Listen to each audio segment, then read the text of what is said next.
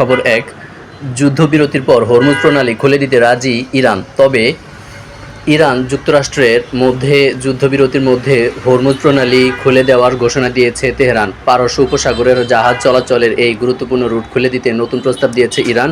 দেশটির পররাষ্ট্রমন্ত্রী আব্বাস আরাগচি এক বিবৃতিতে একথা জানান। তিনি বলেন, যদি ইরানের বিরুদ্ধে আক্রমণ বন্ধ করা হয় তবে আমাদের শক্তিশালী সশস্ত্র বাহিনীও তাদের প্রতিরোধমূলক অভিযান বন্ধ করবে।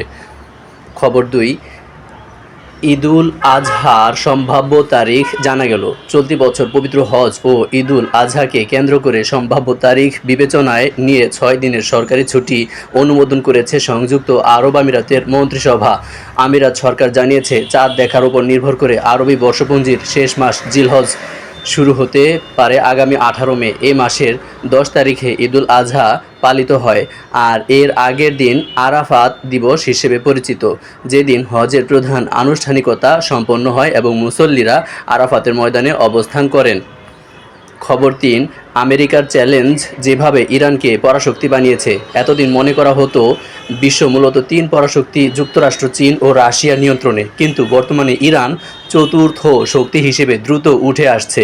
ইরানের এই শক্তির উৎস তার বিশাল অর্থনীতি বা সামরিক বাহিনী নয়, বরং বিশ্বের সবচেয়ে গুরুত্বপূর্ণ জ্বালানি পথ হরমুজ প্রণালীর ওপর তার একচ্ছত্র নিয়ন্ত্রণ।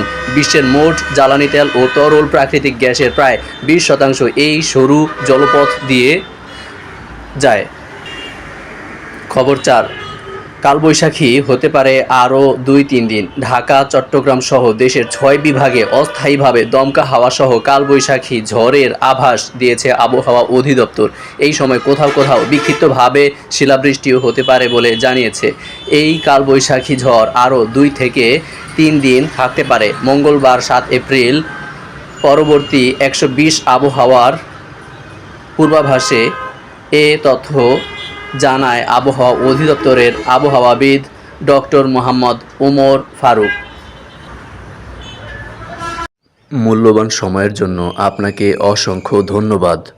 লাইক, কমেন্ট এবং সাবস্ক্রাইব করে আমাদের সাথে যুক্ত থাকুন।